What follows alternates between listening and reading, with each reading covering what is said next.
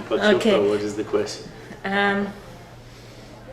Actually, I wanted to ask you about enlightenment. About? Enlightenment. And do you see enlightenment as ongoing process or as something which can be completed? I personally see enlightenment as something that can be completed, and I think there are very good valid maps for those who have experienced it and those who have glimpses of it. I believe that there are stages of development of consciousness, from deep sleep to dream to waking to transcendental consciousness to what is called cosmic consciousness, divine consciousness and unity consciousness. So there is such a thing as complete transformation of personal self to universal self. In fact, that's what I'm going to talk about tonight. Oh, really? And do you have a criteria of stages to that? Yes, there are criteria of stages. They're basically, the stages are the permanence or gradual permanence of non-local being as one's identity. Of course, in anything, it's like a development that goes maybe 2 steps forward and then 1 step backward. But there's a progression, it's a spiral, and each of these stages of consciousness have their own biology, their own perception, their own brain state, their own cognition, their own social interactions, if there are any social interactions, their own quality of relationship, etc. It's a very precise map that I have explored all my life, and I'm actually going to talk about it tonight. You will give a map tonight? Yes. Can you name the map just for us? What's deep sleep, dream, waking, soul consciousness, cosmic consciousness, divine consciousness, unity consciousness. Okay, this is yours map or you? No, it comes from the tradition of Shankaracharya. Okay. Can you, for example, diagnose me where I am in this map? I could, by doing I could evaluate certain people by asking them certain questions, and if they are honest in their answers, then one could map out the development stage. And actually that's being done already. It's being done as an ongoing project, looking at what are called non-symbolic states of consciousness. Because this is a symbolic state of consciousness. So when you go into non-symbolic state of consciousness, things like memory, things like perception, things like cognition, creativity, quality of relationship, the impersonal nature of love all begin to expand, and people actually have these experiences. And at least the first 3 or 4 stages, you can do brain mapping. You can correlate up to cosmic consciousness. After that, very difficult to create brain maps. But is non-symbolic states of consciousness could be functioning during regular life too? Oh yeah, definitely. And the whole idea is that they do function in waking state of consciousness. I'll explain it tonight.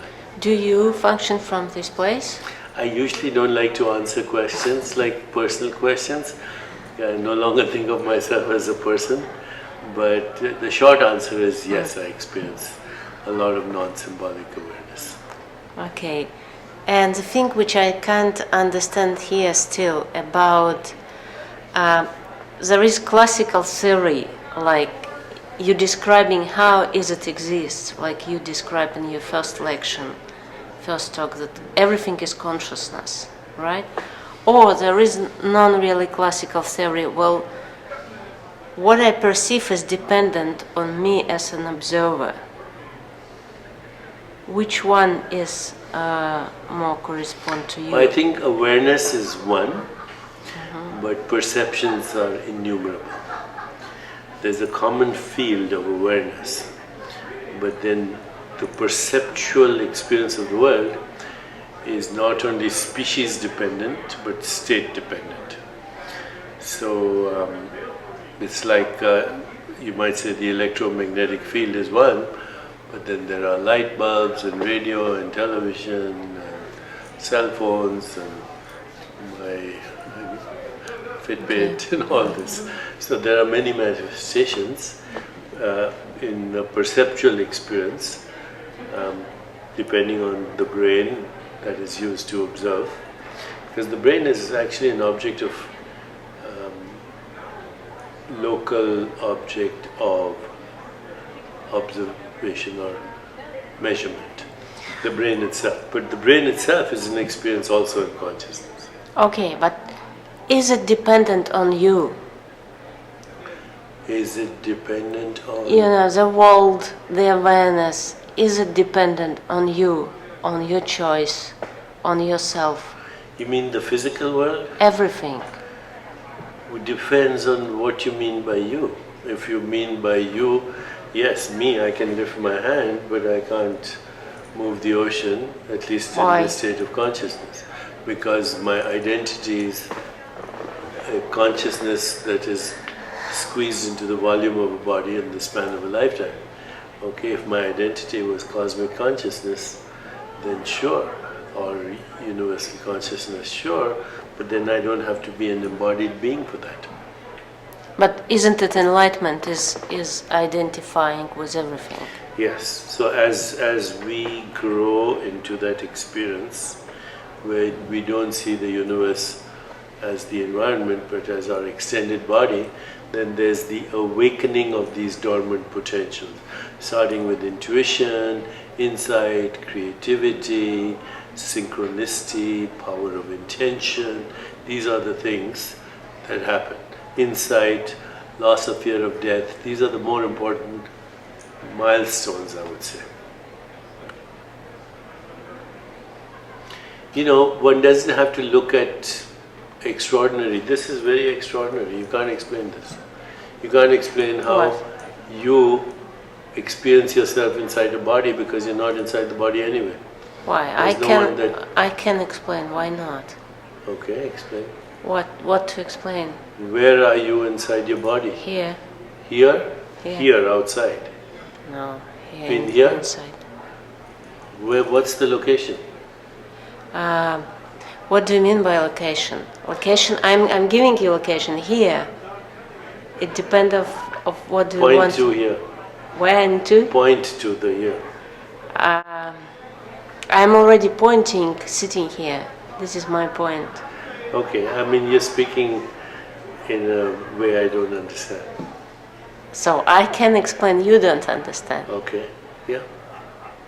I concede that. We may be talking through two different do you know, models of reality. Oh, maybe. But you know that Descartes, Cartesius, Yeah. he split, he said that there is a materialistic, which is space and time, and the question is where, is good. But there is, again, soul and psyche. Yeah, how do they interact then? Well, that's the hard problem, right? How do they interact? Okay, he pointed through, I don't know this English word, but there is Pineal something gland. in mind. Yeah, no evidence for that. Absolutely no evidence for that. Descartes, I think, personally was wrong. He said, I think, therefore I am. It's the other way around. I am, therefore I think. How can I think before I am? Who am I in this case? He said, I am somebody who is thinking, right? Yes, but he said, I think, and then from that he made a deduction, Right. I am. But I am is first, then you think. Thinking comes afterwards. But- in fact, even before thinking is feeling. So I am because I'm feeling. I am because I feel, I think, and I can lift this. I can act. Because this is a miracle, right? The first step is a miracle. How does consciousness generate the first step. After the first step, it's easy. Neurotransmitters, electrical impulse, muscular contraction. But the first step in volition. First, you mean how you put the hand? How the intention activates the brain. That's a mystery. Intention to take this cup. Yeah, or anything. To walk, to speak to you. That's the mystery. That's the first step. That's when we act. And then when we perceive, the last step is a mystery. Electromagnetic, electrochemical events, color, sound, world. So that's the essence of the heart problem. If you try a materialistic or even a dualistic explanation. Now if you say non-dualistic, no problem. Yeah, you say it's all matter, that's fine. Because then it's all matter, it's a word, it's all one thing. You say it's all consciousness, that's fine too. Yeah, but nothing happened from that when you said it's all consciousness. And what? In personally, the loss of the fear of death, the shift of the identity, a different experience of love, the power of intention, synchronicity, insight, intuition, imagination, and Deepak, it's not clear. And a state of flow. I just changed the word matter for word consciousness, right? It's one field. Yeah, but before I was thinking that everything is matter, I had some fears. And now I'm thinking that everything is consciousness. And you have some fears. Yeah. Because it's not me, it's something, consciousness. But that's the hardest question. What normal, I don't know about you, but what normal people call me is a disguised entity. It's an assumed identity. Which you? The baby? The teenager? This one? The old woman? Which one? This is just an activity. And it's a very impermanent activity. Look at the vast span of time. This identity, this particular identity, right. It's a blink of an eye. Before I can open my eyes, it's gone. So there is inherently no reality in something that is not the same even as of this morning. What is reality? There's not a single molecule in your body that's there now that was there a few years ago. In sense of materialistic point of view. Okay, there's not a single emotion right this moment that hasn't progressed, hopefully, into more complexity since you were born. Okay, there's not a single, your personality is not the same it was, I hope, when you were 13 years old. Okay, so which part of you is real? You don't have a permanent personality, you don't have a permanent state of emotion, you don't have the same emotions now that you had this morning. You don't have the same thoughts unless you're recycling everybody else's thoughts. So there is nothing in this body-mind that can be called stable or permanent.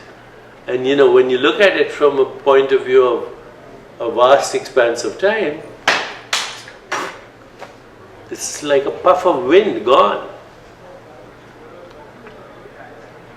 So your real identity is not your body and mind.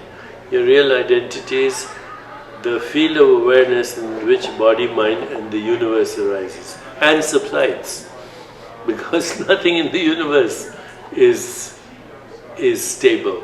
You think the universe looked like this 10 million years ago or 100 million years ago or 1 billion years ago? Nothing. There's no inherent reality to a flux. It's a flux, on off. So it's all going on and off at many levels. At the level of photons, at the level of molecules, at the level of organs, bodies, minds, brains,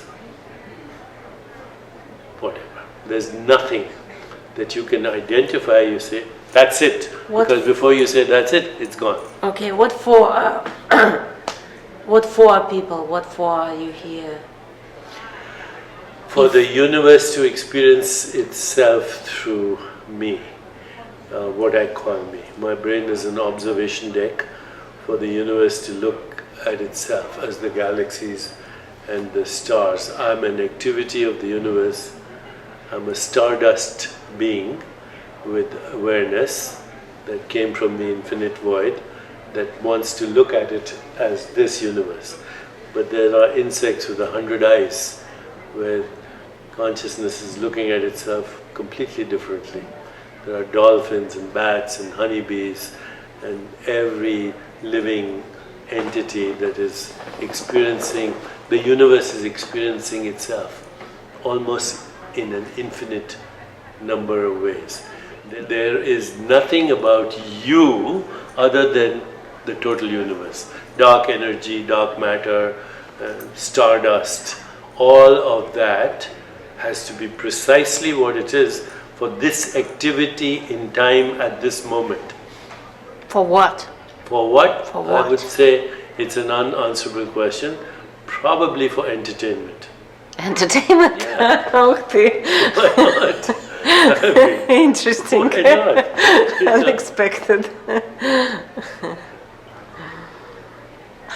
Entertainment should be somebody who will see this entertainment. Huh? Entertainment usually for the people. Entertainment for the universe. For the universe. I mean, if you can, as somebody said, you go to a movie for entertainment, why can't the universe create its own entertainment? Okay, thank you.